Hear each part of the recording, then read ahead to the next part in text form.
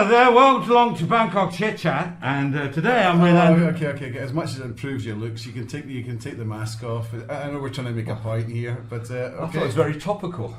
Oh dear me, glasses steamed up there for a moment. Anyway, welcome along to Bangkok ChitChat. Coming up in the show today, we got some of at last we got some viewers' comments. Yeah, that's great. Which is what we're all about. Yeah, and one of them's not so good, but I'm going to read that out anyway. Okay. Also, we've got a new segment called Bangkok ChitChat Clip Pix, which, well, we'll let you wait and show them to you, and you'll know what it's all about. And we are talking pollution, which is the word that's on everybody's lips at the moment. And you've got all the facts and figures, percentages, and what to do and what not to do. And what's on, we're looking at fairs and also night markets, and how I approach a night market, which might suit some of you. And also later on, we're going to be chatting to Darryn Mathee, who is actually the general manager of Extreme Rugby Wear and event organiser of the Bangkok International Rugby 10s Open Invitation here in Bangkok on the 16th and 17th of this month. Right, what sort of week or weeks have you had since we last chatted? Nothing too eventful, but probably the biggest event for me since I follow rugby. The rugby thing. What was it? The rugby sixes? Six Nations. Six Nations. Yeah. Okay. Rugby Six Nations. You were being supporting Scottish. Scotland beat Italy. Yeah. But the biggest surprise was England beating What do you mean Ireland. a big surprise? Well, they were the underdog for once. Well, yeah. Okay, I have to say I don't really follow. England rugby, did deserve to win, but what I always find a bit confusing within the pub is that sometimes they're showing football at the same time. So if you're talking to somebody, suddenly there's a big cheer. You don't know whether it's a rugby or whether it's a football. Right. Where were you watching that? At Scruffy's. So you had something to eat and a few ales. And then I went down to Clubhouse. So it was good. Thoroughly That's enjoyable. why I couldn't get you on the phone the next morning, right? Probably, yes. I think we got back about 3 o'clock. But I must admit, the one letdown once again is taxis. I couldn't get a taxi back, and they were just turning around and saying, no. It drove me absolutely mad. Well, that's a topic for another day. That's a topic for another day. That's a good topic because I've got a load to say about that. Yeah, I think everybody has. Yeah. Well, right. What are we doing now? Oh yes, in the papers last week, and this happens a lot. People leave things in taxis. I mean, I always used to leave mobile phones back in the day when we weren't used to carrying mobile phones. So, how could you forget it? When you started using a mobile phone as a brick.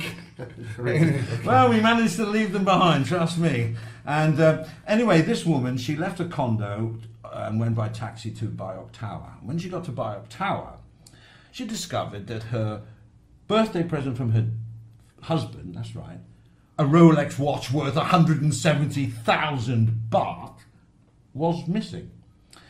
And so she rang her son in a panic, and her son actually rang a radio station, 91 FM. So when that was all going on, the taxi driver had gone to a petrol station and he heard it over the tannoy. They must have been playing over the system, over their loudspeaker system radio. I didn't really have that. Oh yeah. Oh, no, I've heard it. So that's what you questioning what I'm saying? You are, aren't you? Would I ever? I spent me a week putting this together. No, it was a tannoy. Actually, it could have been his car radio. Right. Okay. I just thought it would sound better. It was a tannoy, and he heard this, and he took the watch. He found it on the back seat. And took the watch to the station, and the station got in contact with the lady, and the lady got the watch, and she gave the taxi driver 5,000 baht. I think that's great. You hear about this with some people leaving money behind. Well, I mean, obviously it's news, so it goes out. There's probably a lot of times they don't get it back, but it gives you a little bit more confidence back into humanity. Well, it does. I mean, these stories, I'm not saying they're every day, but over a year you do hear a guy leaves 4 million baht in a briefcase. Now, come on. It's got to be drug money. It means he doesn't care. Because 4 million... Look, you, Jet, our producer over there, I mean, if you had 4 million, I would chain it to my wrist. I don't think I would take... Well, would I take a taxi? I don't know. I think I'd probably drive myself. I don't know what. If you drive yourself with something chained to...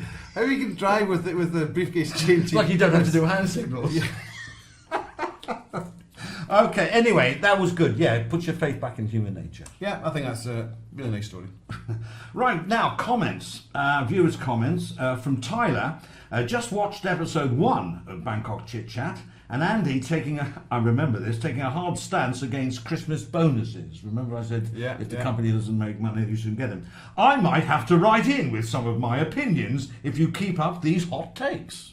Well, that's exactly what we want to do. If you want to comment, you can comment if you're watching YouTube, but you are, comments underneath, or you can go to our Facebook, and all the details are below. Please, we also mentioned wine prices in restaurants, and I happened to mention the Fat Cow. They liked the mention on the last show in reference to good priced wines at their restaurant. Right, okay. And I'm waiting for a very nice meal. What else we got here? Here we are. From Yum Plaid Duck Pho. What a name. That's a Thai dish, right? Yeah, that's a Thai dish. He wrote, "That was a very informative show. I really enjoyed the banter. However, I must say," and I thought this was all going downhill from now on. "However, I must say that you Bangkok seasoned gents made me and my 13-year residency here in Thailand, and I'm 54 years old now, feel like a newbie. Thank you and well done." Well, I'm not sure if I'm taking that as a compliment or not. This thing doesn't really look that old. Well, you wait to another one down here. All right, here we go. Anonymous. That's always anonymous, right? That's negative. "We should have called the show Sexpat ChitChat Bangkok. For a start, you would have got 100,000 subscribers immediately, which is true. And you guys look the part." I think that's positive. I'm not sure. Well, shall we? Shall we do a new channel as well? We could run another channel. No, keep away from that. And then finally, I mentioned this on our Facebook page. I was talking about, I posted Taco Bell are coming here, or are here now. 40 branches within 5 years. 40 branches. And I'm not going to say anything about it. Apparently there's no beef on the menu at the moment, which they're apparently renowned for. Really? Yeah, there's a whole new story there. But anyway, John C. Murphy said that's too much Taco Bell. Well, that much Taco Bell, which is when you scrabble all the words together. Yeah. Well, that means anagram, plottable. And he sent us a picture as well, so that should be up on your screens. So thanks anyway to you guys for writing in. And anybody who wants to write in, we will read that out, and as long as it's readable, outable. And you've got all the details there. We do like to hear your feedback, anything, comments or whatever. Right, what have we got coming up? Coming up, we've got our new segment. It's called Bangkok ChitChat Clip Pix. Yay!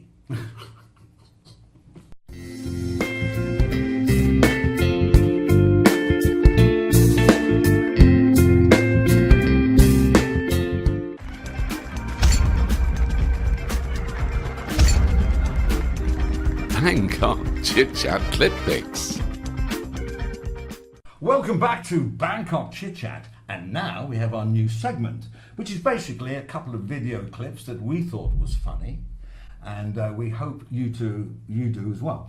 It's called Bangkok ChitChat Clip Pix, and our first one: if you get pulled over by the police in any country really for a breathalyzer, any type of road stop, you don't really expect this. Play it, Sam. What's your name? Johnny McMonigal. Is there a problem, officer? Stop it. We'll find out in a minute. He's laughing Suck already. into this. Suck. Do not blow. You suck these new ones. Hurry up.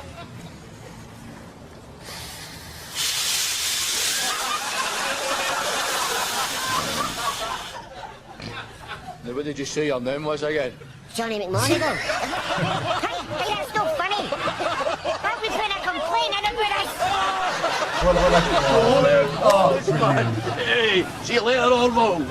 Oh, they weren't real policemen, were they? No. It's called Brunston or something like that. Yeah. Have you ever done the helium thing, the parties and that? No. If you want to get a laugh, if someone doesn't laugh at it, then there's something wrong with it. They're either deaf or they're really in a bad mood, because anything you say sounds funny, does it? I tell you what, we'll try and get hold of some helium one day, And when we get to 100 subscribers, I'll get a balloon of helium and we'll do Yeah, well, you can 30 you can- seconds yeah, of yeah, chit chat in helium, right? Now, we've got one more. When you're going to give a speech, I know what's coming. When you're going to give, and our producer's laughing already because he's seen it, and you won't stop giggling. When you're writing a speech, you go over it loads of times, like we do for the show. Well, I do, he doesn't. Over the show and get the words, try to get them right and everything else. And everything's perfect. And then you walk on stage, and this happens. Genesis 1, verse 1. In the beginning, in the beginning, yeah, in the Listen properly. in the beginning, yeah, in the beginning, in the beginning. Still dance? In the beginning. Well, what can you say? I mean, I felt sorry for the guy. Congratulations to him for carrying on, you know. I would have had that flop sweat already. You know, flop sweat. Like, Yeah. I've had it a few times on the show. You know, when things aren't going as well as you plan. And you start sweating. He just kept looking at the other guy who was no good. The other guy was saying, never mind, we know what you mean. Get on Just with get it. on with it, yeah. Oh, in the beginning. Ding. Anyway, I hope you enjoyed those. That's the Bangkok ChitChat Clip Pix, and we hope to get more of those for you. You may have seen them before. Send some through if you see something. Just send the clips through. How do maybe they we'll, do maybe that? we'll use them. Yeah, just send us the link to the video. Obviously, we're trying to keep things clean. So if you send something through, that'd be perfect. And if they were in And if Thailand, they aren't clean, send them through as well because we'll probably have a laugh ourselves. Just won't put it on the air. Yeah. Yes. And if they're in Thailand, so much the better, but they don't have to be. All right, we're going to take a short break, and then we're back with something more serious. There's no giggles, really. It's the word that's on everybody's lips at the moment here in Bangkok, and it's pollution.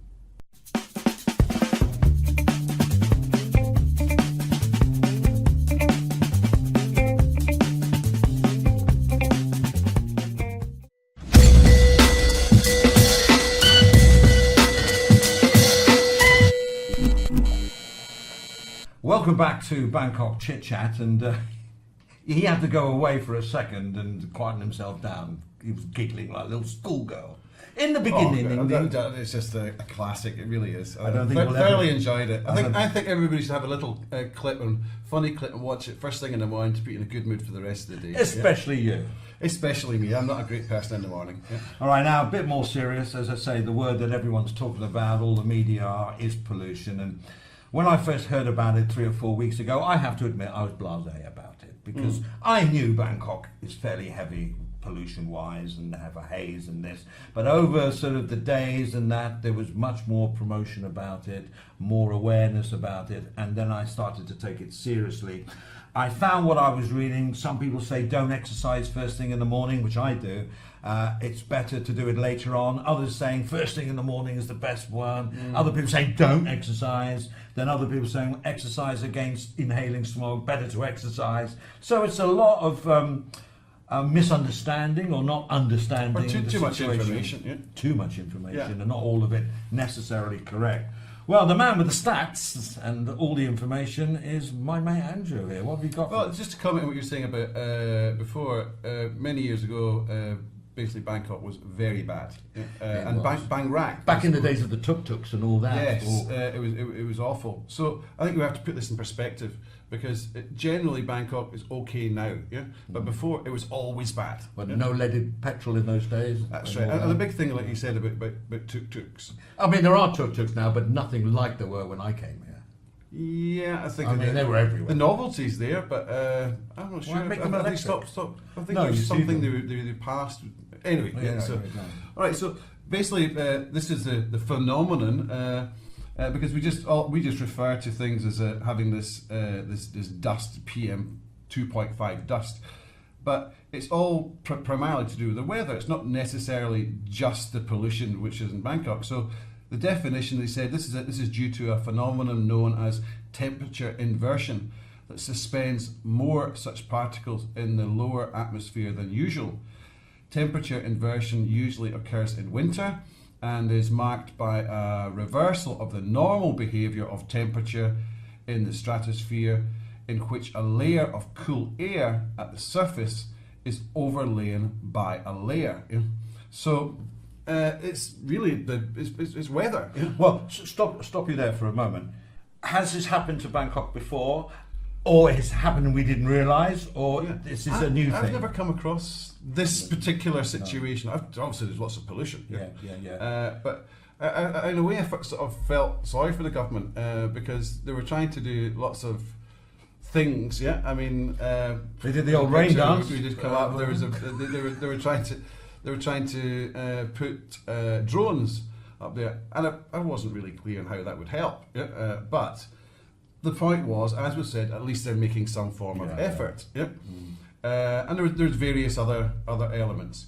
What they did suggest was with regards to masks. But like everything else, you can wear a mask, but if you're not going to wear it properly, as they're saying, some people are putting it on halfway. Well, what's the point? Yeah. Well, and then there was working out what different kind of masks there are. I got my sister-in-law who researched it, and apparently there's fakes out now as well. Stick Boy on Twitter. Did you know Stick Boy? Yeah.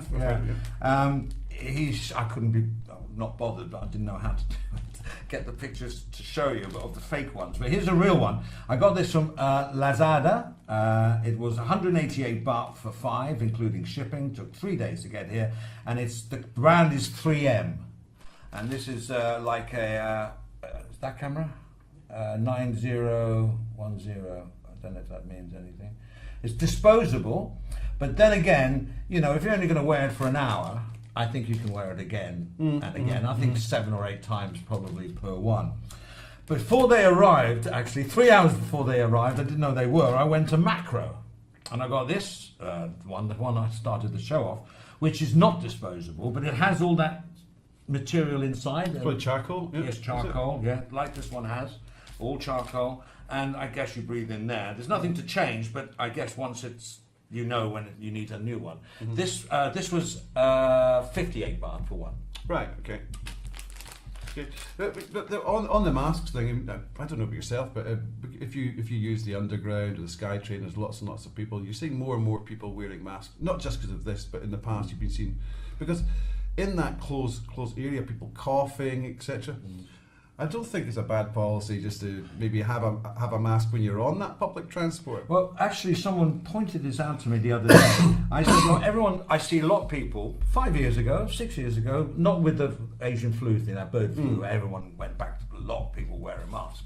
But you often saw somebody with a mask, and I thought, oh, they hypochondriacs, like they're frightened of catching my germ. And the person said, you're wrong. They're ill, and they don't want to spread their germs to you. Right. And I suddenly thought, oh, that's nice. I always think the negative on that, and I shouldn't have. I should have thought, no, they don't want to give us the germs. So, if you have a cold, a flu, stay at home. That's what your employer would say. Well, that's what I say to my staff. If you're going to be sick, don't come into the office because you'll spread it. Yeah. But if you have to go out, then a mask is a good idea. Yes. So, with everything that we look at the solutions, and the government has been quite active. Something when I was doing a little bit of research, I also noticed was on general Thailand's performance on gases and greenhouse gases. Yeah. Thailand's actually been performing well. Yeah, absolutely. So that's the bigger perspective, and they've signed into different agreements. But they've also said they're bringing in new policies, and they're looking at applying the European emission standards within Thailand. Yeah? And also reducing the amount of biodiesel being used, which is good news. Like everything else, we can talk about it. You've got to implement it.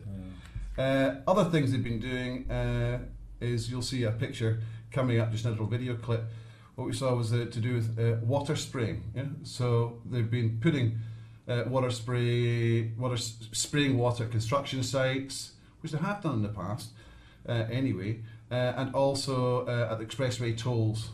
Let's just play the clip of. I saw this and took a video of it on the way to the studio the other day, and I hadn't noticed it before. It's on both sides of the road, and take a look. I mean, You can see that there's nozzles. I guess that, but is it like they did at the Michael Jackson concert? Spray very small parts of water. Well, I can't think of the word. It's like a spray of cold water. Yeah, Excuse me. And it cools you down. Yes, and I they're think spraying that's it what over is. everybody. Yeah, Yeah, and it give goes some weight. and with the heat, it vaporizes. So there's the fact is there's activities being done, but like everything else, we seem to only take action when something affects us personally. Yeah. So now with these commitments through the European emission standards, etc., I think that's a way forward if it's actually implemented. I would like to see. I think. Yesterday behind a truck, and it was just bellowing out black smoke. Now I know police can't be everywhere, and there have been more police stopping. I know I've seen checks twice the other day on my journey back from the studio. There were two police were pulling things in. So that's showing people that they care and maybe giving them the idea that they've got to watch out in the future. But there has to be control from a source. The owners of the truck, the company, before you put a truck on the road and get a license, it should have and 10 years old these trucks are, so well, what it's goes also on to do there? with buses. I mean, they say they impounded 137 lorries From the and BMA. 24 public buses. Yeah. There's more than 24 public buses that spew out. But it's a start, I guess. Yes, good, but there has to be some policy that's ongoing. Now, how do you do that? You're right, the police don't have the resources to do this. But people have cameras in their cars. Mm-hmm. So if you see that, there should be a place to be able to take that clip, it'll capture the number plate, and they can send it to someone. I think social media is the way until you can get a lot. You're right. Yeah. A glass of water. It's all this pollution. I've got a mask. Oh, thanks very much. So maybe there's some source, but I know even speaking to some of my Thai friends, they turn around and say, well, if I send it, will anyone do anything with it? Why should I make that effort? Well, I think if the police see this and they can prosecute accordingly, the government especially. So, but the police need that help. Well, it has to be the public involved. Yeah.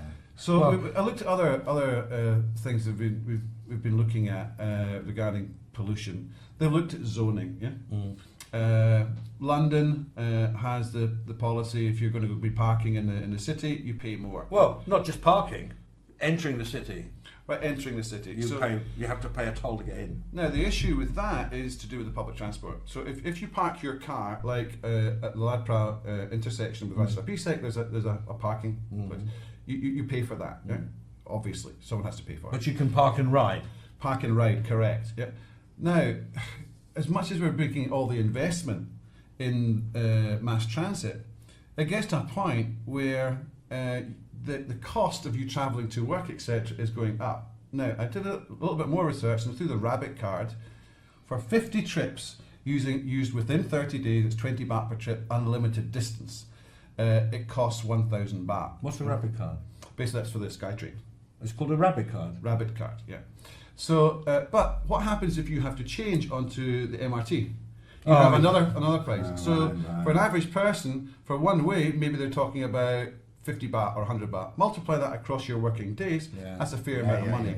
And if you have to go through different sections because they're having new purple lines, all these, it gets to the point where people are still going to use their cars. Yeah, see, in London you've got the tap and go thing. I only found that out last year. On your credit card you have a little like a Wi-Fi logo. Right. Your credit card, you just go on anything and you just tap it and you go and it takes it off your. Right. I don't know But what it's rate, still- but still- the still obviously a rate cost. is displayed.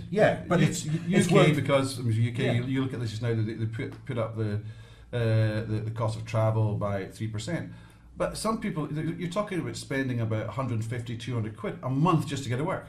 Yeah, but don't forget in London, Or a week, England, sorry. petrol's very Whatever. expensive. I'm sure the government make an incentive to make you park and ride. Makes it more worthwhile for you financially. But otherwise, it won't work. Well, the point is it's run by private companies, so they're looking at the profit. They're not looking at the total package. So other things we were talking about, other solutions was if you look at the US, etc., or even the UK, or you have school buses. So a lot of parents will drop off their kids at school. So you get massive traffic jams. Saturn is a prime example of people dropping off their kids. What would happen if you had buses? Now, my daughter went to an international school. Luckily, they had a situation, they had a free bus which picked them up from the SkyTrain station and took her to school. Other people are paying for it, and they're paying up to maybe 10,000 baht for that school bus. So it's out of reach for the average person. And we're looking at the mass, we're not looking at the international school kids. So maybe they could school buses. Vehicles, basically, the enforcement. You see some cars which are out there, which basically doors are hanging off, and they're still driving along. Yeah? Impound them. Yeah? It should be related to insurance, especially with fleet operators. So there is an independent body, which they have the DLT already, where they're doing regular tests, but they're actually doing the tests. Yeah? Okay. So there's a variety of different things. And another thing, we talk about cars. What about boats? Have you ever been in these boats? Some of the boats are spewing out huge amounts of, and they're going past residential areas. Well, they make a noise as well. Don't forget. Well, a hell of a lot of noise. So there's a whole lot of areas that can be managed, but once again, it comes down to resources to be able to do it. I like the idea of you saying, social media, government officials, high up government officials, they are aware of social media, and I think if you can take a clip of something, a truck taking, bellowing out smoke, I think that's a good way. Where would you send it? Well, I don't know. This is for them. Well, I guess it's on Facebook, and it'll circulate. They have different initiatives already where if you see something, or you can send a clip. I think they're also doing the taxis. Yeah. They were saying take a photograph of that taxi. Blah blah blah. If you can video, and they'll find the taxi driver if they refuse you to go back to taxis again. Yes. Yeah. All right then. Is that it? That's more or less it. But there's other things we can all do. Is plants. If you're lucky enough to have a garden, because all that helps with CO2 emissions. Now, there is one more thing, is to do with cars and trucks and diesel. I'll talk about taking diesel cars off the roads over the next few years. And like everything else, it comes down to maintenance. So there's certain products you can get, they're additives. And you just add it to your petrol. That's what Mercedes do that with their diesels. You have to put in something called blue. Yeah, but you also have something which you can put into the engine, which basically maintains your engine as well. So it takes all that sticky stuff and it maintains it. Now, you can save up to 25% on CO2 emissions, and also between 10 and 12% on nitrates. Now, I'm referring to a particular product. It's by Fuel Treat. It's called Surefire. Yeah. I've used it in my car. I have a Ford Everest diesel, and it was a bit sluggish with starting, etc. Immediately it cleaned it up, and I never had any smoke come out the back or anything like that. It was very, very clean. So people can actually still run their diesel, but take and it's not expensive. Take the what do you call it? Basically, do something to help the environment itself. Contribute. Using that. Contribute. That was the word I was looking for. All right, then. So that's what we're asking you to do. Solutions. Contribute. Yes. Make a social awareness, and it can only get better. Yes, I think it can. Yeah. I think it's more seasonal just now. Yeah. Well, look, if you want to send some comments in about pollution, what you're doing or what should be done to help the situation, then please get in contact with us. We're back in a moment with What's On a lighter subject. What I like to do at these night markets. We'll be back in a moment.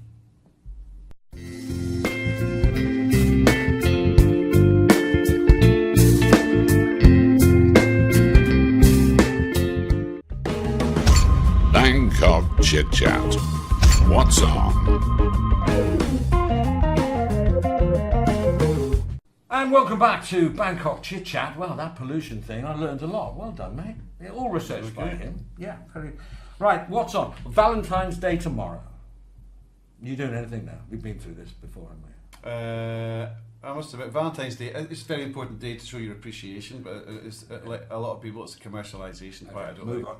Right, now, there's a Thai Indian fun fair. I'll say that again. There's a Thai Indian fun fair.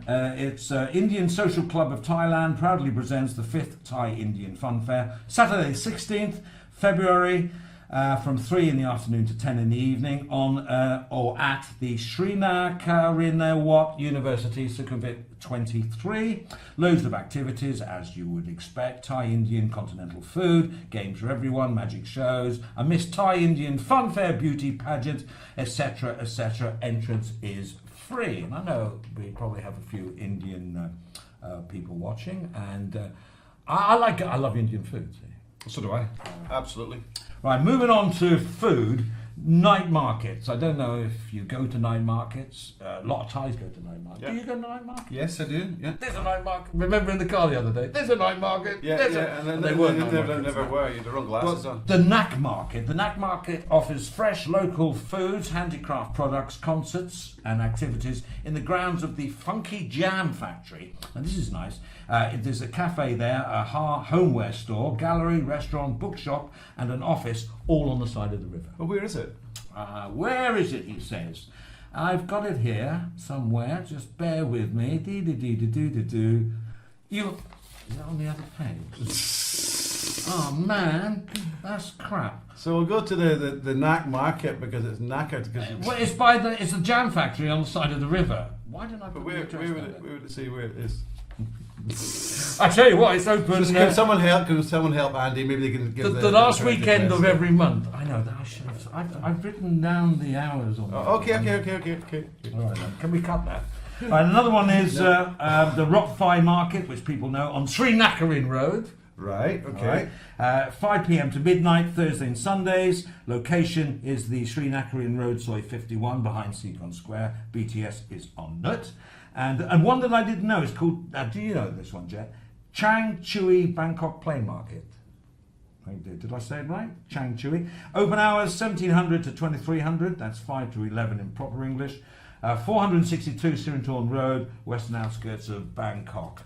And the most famous is JJ Green. That's open Thursday to Sunday, 5 till 2 in the morning. Now they have loads about. Now what I like about night markets is, especially if you've got a girlfriend or a wife. Now listen up. If you have, call your mate who's got a girlfriend and a wife and go as a foursome, right, in an evening. Get to the market and you see the girls are itching for the shopping. They can see all the little things in there. But don't keep going. That's what I do. Just keep Straight to a walking, table, and there's loads of bars and restaurants, and you can buy food from other restaurants and sit down in the restaurant you sat down in or the bar, and so you can eat loads of selections of food. So what you do is have a drink. You all have a drink, and then the girls say, "Oh, I'd like to go off shopping." So yeah, off you go, darling. Don't worry. Well, we'll only be 20 minutes. Well, it won't be 20 minutes, so it doesn't matter. So there's you and your mate. You're watching the world go by, putting the world to rights. Have another beer, and then another beer. Then they come back, right? And they go, "Oh, we're a bit hungry." "Yeah, so are we, darlings." "Yes, now let's order some food." So a couple of beers, some more food, they have some food and all that. And then when they finish their dessert, and we've ordered another beer, they sort of say, "Well, there was something I liked on the da-da-da-da-da. We'll just go away for 10 minutes to see what it..." But they won't be away for 10 minutes, be another at least 45 minutes. Another couple of beers and everything. And you're sitting with your mate. It's brilliant. Watching the hustle bustle of the market. Plenty of people to watch, plenty of things to look at. And chatting with your friends. And then they come back and they're tired. So they say to you, "I want to go home now." So you've had a tank full of beer. You're ready to go home. So you walk out of the park, out of the market, hand in hand or arm in arm. Everybody enjoyed themselves. It's a win-win situation. So this is what you do, yeah? No. Yes, of course. Yeah, that's what I do. No, and especially when family come over as well. Yeah, So what you make sure is women involved because you've got to keep them happy. And Right. shopping is, the thing. I've never met a lady that doesn't like shopping. Right. Okay. So keep that in mind. There's another place behind Esplanade, yeah, which is very easy. That's to a get Rockfy Market, isn't it? to. Is it? Yeah. Well, that's Srinacarin. Oh, that's Srinacarin. Yeah, there's a Rockfy 1 or Rockfy 2 Right. behind us there. That's a Yeah, big that's one. very popular. And Yeah, I very was nice. there a couple of weeks ago, and it was absolutely chock-a-block. Yeah, So, and you get local beer, craft beer, and some of them are slightly more Yeah. upmarket where you get oysters and things and that, and seafood, and it's great. And I love sitting outside to eat. Right. Yeah, and that's it. All right, then that's it for now for that. And of course, don't forget, coming up on what date is it? We've got the rugby. The rugby system. Can you fill me in there? so basically, rugby is got the it. Rugby 10s, Bangkok Yeah. Rugby 10s. Yeah, Bangkok International Rugby 10s. over there at Bangkok Pattana, right? That's correct, It's on the 16th and 17th, free entry, and in the evening they have the after parties and all that. We'll learn much more because in a moment we're going to be talking to Darryn Mathee, who is actually the general manager of Extreme Rugby Wear and the event organizer of the whole thing. Chat with him, that's coming next, so keep it here on Bangkok ChitChat.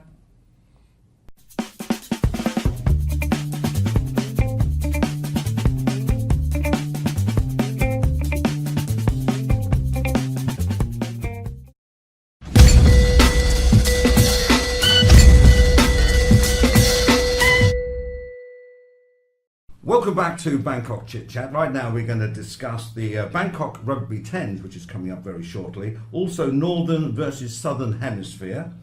Six Nations, how rugby has changed and is improving. And Rugby Union versus Rugby League. And we've got a gentleman here who knows all about it, Darryn Mathee.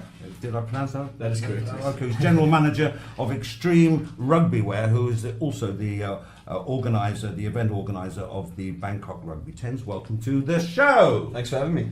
Right, so Well, maybe you could just explain a little bit about the Rugby 10s, and yeah, we'll start off with there. Sure. So the Bangkok Rugby 10 has been going for 14 years now.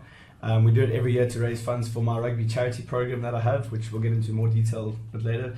But yeah, so we get teams from all over the world. This year we have 16 nationalities, 38 kids teams, 24 men's teams, 12 vets teams, and 8 women's teams coming down to play. It's 2 days of rugby from 10 in the morning till 6 at night, and then 2 after parties from 6 until very late, with big parties, live band, DJs, everything happening at Bangkok Pattana International School on the 16th and 17th of February. and trust me, I've been there and I've done the whole thing, plus the after party. Not and I had a playing, great though, time. Not playing, not No. now. We have an No, Ancients no. team playing, so you can join that. No, I know the ancient team. So, what is your day job? My day job, I run a sports clothing company. We have a factory here in Thailand, in Bangkok, and we make sports clothes for all over the world. Mostly rugby wear. We do professional rugby wear. We currently sponsor the Mexican Rugby Union, so we make all the kit for the Mexican Rugby Union. It's a small union, but it's baby steps. And yeah, so we make sports clothes, basketball, soccer, volleyball, any sport you can name we can make, and we do casual wear. So my day-to-day is dealing with customers from all over the world and just satisfying customers for their sportswear. We do direct to customers. It's all made to order. We don't have a shop. So you just email me your designs. I have a designer inside. He designs everything. What I'm wearing right now, I made yesterday. That's cool. So yeah, we can make any type of sports clothes that you're looking for. But how long have you been operating in Thailand? You're originally from South Africa. Originally from South Africa, Cape Town. I moved here 6 years ago. I started working in Phuket. And then I've been in Bangkok now for 4 years. Right, okay. And you're not intending to go anywhere? You're Nowhere. quite happy I'm here? happily quite settled here in Bangkok, Thailand. Okay, so regarding the actual event, it's been running for 14 years. Why did it start in the first place? And obviously you were not part of that when Yeah. it started, yeah? It was 14 years ago. I know like the whole history of it. It started, Eddie Evans, he started. It used to be in conjunction with the Cape Town 10s. Him and Bobby Skinstad started the Cape Town 10s, which is still going, and which is a massive event in South Africa. They started it basically just to promote rugby in Bangkok, and 14 years ago it started with 8 teams. Now we're up to almost 60. Which So, countries? wow. Which countries are those teams from? We got a lot of Asian countries. So we got Singapore, Hong Kong, Philippines, Malaysia, Sri Lanka, New Zealand, Australia, South Africa, France, Bangkok. Yeah, a whole lot. So it's quite. Is this clubs within these countries, or there's just a bunch of people get together to actually play this? Yeah. 50-50. We have people that just come for the social. It's like to get away, to come to Thailand. It's an excuse to come to Thailand. All right, okay. Something to tell the wife. Yeah, tell the wife I'm coming to Thailand to play rugby, and they probably don't even turn up to play rugby. But yeah, so we got professional club teams come down. We got social teams that come down. So it's a bit of a mix. So it's a social tournament. We don't classify it as a elite tournament for elite teams. We look for social teams that are going to be sponsoring the charity, that are going to be supporting the charity, supporting the parties, having a good time in Bangkok, and we try to look after them as much as we can. You Tell us a little bit about the charity. Yeah, that was going to be my Yeah. question. Yeah. So I have a rugby charity program. I have about 50 kids that we look after, and that's the reason why we have this big event, to raise money for them. So they're all slum kids that have been involved in, their families were involved in the tsunami a couple of years ago.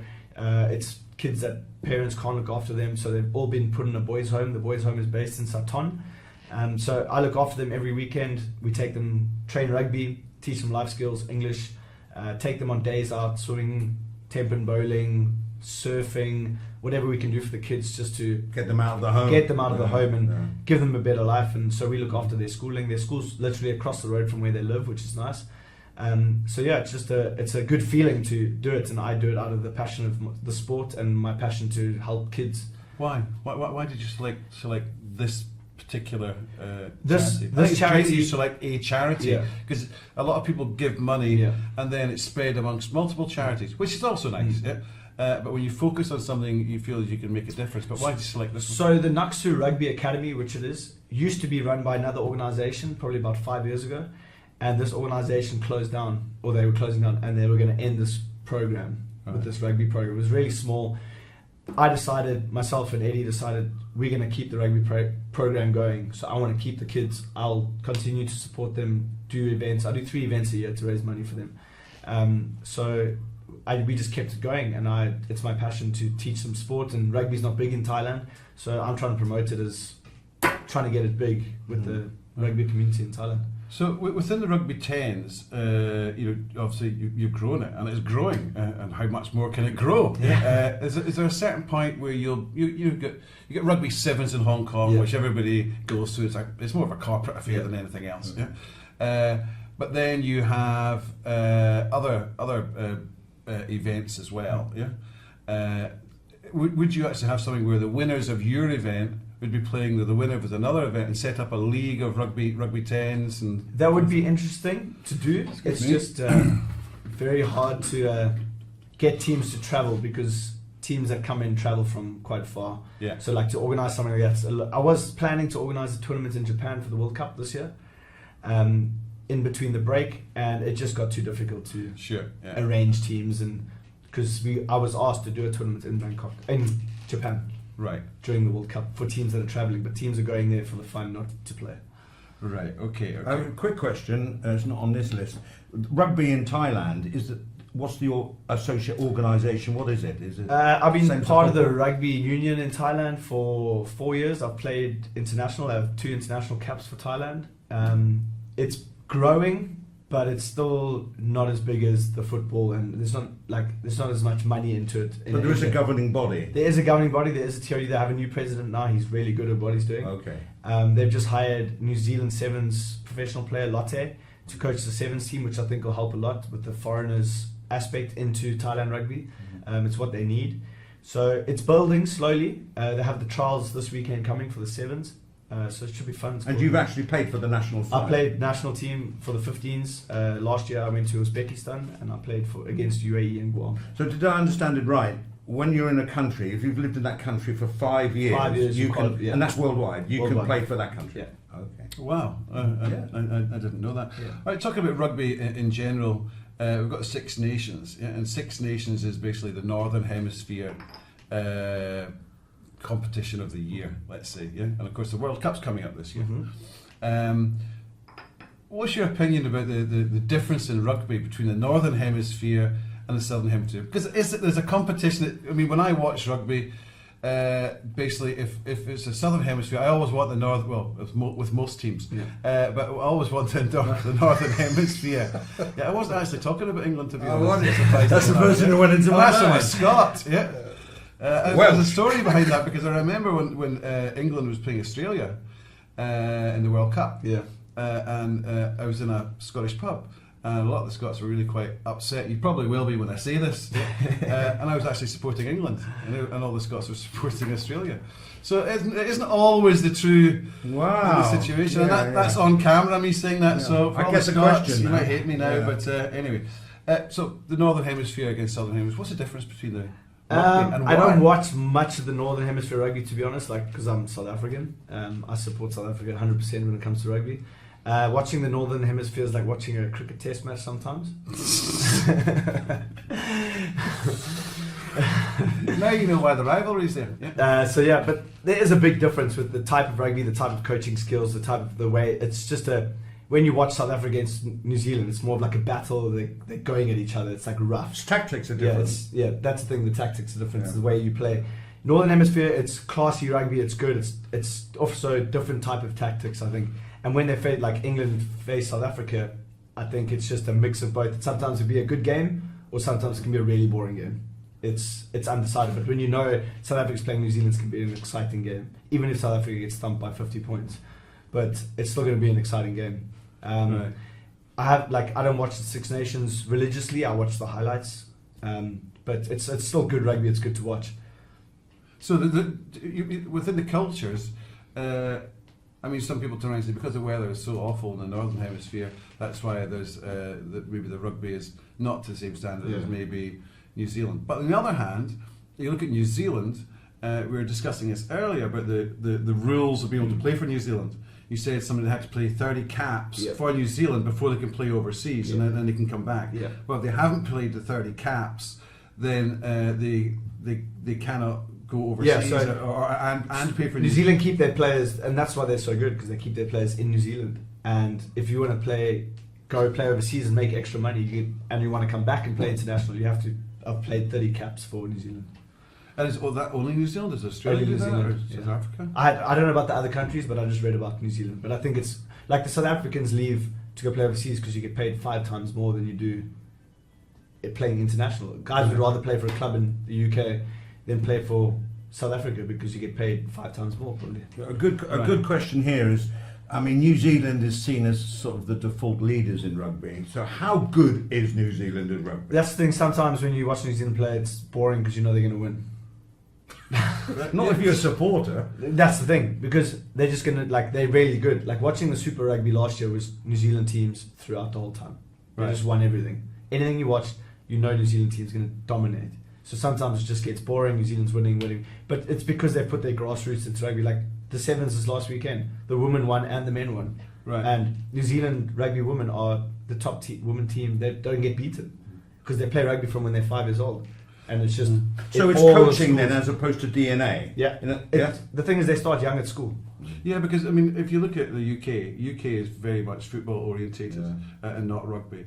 Rugby league, I'm not sure if it still is, but was always more popular than rugby union in England, and it is in Australia as well. Yeah, Australia rugby league is high. Well, league was professional a long time, wasn't it? Before union. Union's professional now, of course. Yeah, but league back in the day. Union wasn't professional, right? And league was. So I guess they had the stadiums and they had all the infrastructure that goes with a professional team playing every week. Right. And that's New Zealand's national sport. It's what they're brought up to do. If dad says you're playing rugby, you play rugby. Yeah. Okay, so how do you see rugby? How do you think it's actually changed over the past 30 years? Because I remember going to Murrayfield with the school. The pitch was just mud, more or less. There was a big heavy ball, and people, you didn't have this sort of lycra look. It was just these heavy cotton jerseys. And it just seems to have all changed. Is it because that time it really was amateur? It was, people were lawyers, or they were farmers, or they butchers. were playing because So I became butchers when they were. I wouldn't say a long time from my day, but I know a lot of history about rugby, and I think back in the day people played rugby as a hobby. Yes. Even if it was professional. They wanted to play because they wanted to play. Now people are playing for money. If you're not getting paid enough, they're not going to play. Right. So someone can play a rubbish game. Who cares? He still gets his paycheck. He doesn't care. Yeah. So back in the day, so much higher now. Let's just go smash heads and have a good time. Well, I mean, in England, I suppose it's the same the world over. The union clubs, they can transfer players just like in football, right? Yeah. You go for a fee and that's the thing. You have a manager that looks after you. It's like being an actor. You have a manager that looks after you. Oh, you got a contract offer for this much. Let's go. Now that's how much it's changed. So what about can someone actually make a? They can also make a living at that point of time, but from being a professional rugby player. I would say you can make a living. Union rugby player. Yeah, union. If you play for a club, I would say Japan is massive now. People are going to Japan, just play rugby, and you get paid loads. You can make a living. Same in the UK, but clubs in South Africa, clubs in New Zealand, Southern Hemisphere, There's no chance. And that's how England was when I started, because my coach was Peter Colston, who ended up being coach for England for a while. But he was playing for Bristol at the time, but he was also teaching in my school. He couldn't just play for Bristol. It was like I was in Vancouver a couple of weeks ago, and I went to the BC British Columbia Hall of Fame dinner with where they were inducting professional rugby players from Canada. And there was a referee there. He was the first referee in Canada. He's probably about 84 years old, and he gave us all the history from when he was 18 till he was 84 refereeing. So like he was just saying how rugby's changed, how people, it's all about your face now, and it's all about how many followers you have on Instagram. It's just like got a fame thing now. It's all how famous you are. It's not, you're not just doing it for fun. So basically, the rugby player's going to make money out of endorsements. Yeah. Just like a Ronaldo and people like that. Yeah. Just like that. That's how they're going to make. You have rugby players insuring their legs. Right. So if they can't play again, they get a payout. Like you get Makes Cristiano sense. Ronaldo Makes that's sense. insured his legs for like 500 million or something. Yeah. Well, I mean, it has to be like that, because if he does get injured, he hasn't got an income. Or he gets somebody to break his legs and then he gets his money. But I think he wants to play rugby. If you look at South African rugby, all the professionals, ex-professionals that have played and they've got to their 40s now, they all open up, start a business. Yeah. And you get people that play professional from when they're 18. You get started from school, and then you go play rugby. Rugby you can only play till a certain age. Yeah. You get to 34, you've played professional overseas. You finish playing rugby, you got nothing. Unless you get to You coach. have no schooling, you have no experience, you've never worked a day in your life. You finish at 34, you have nothing. You got to start from fresh. So like people need to make a decision. Like if you're going to make money from it, you need to make money from it. Or I know a lot of people from South Africa that have just played up to 34, and now they're just like, what do I do now? Like they don't have enough money to survive the rest of their life. They have to start a business, and that's starting late for most people. Yes. So it's tough in South Africa to do.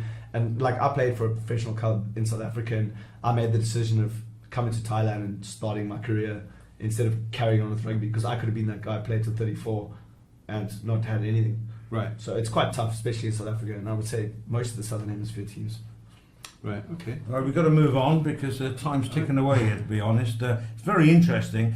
Most improved country? Argentina. Why?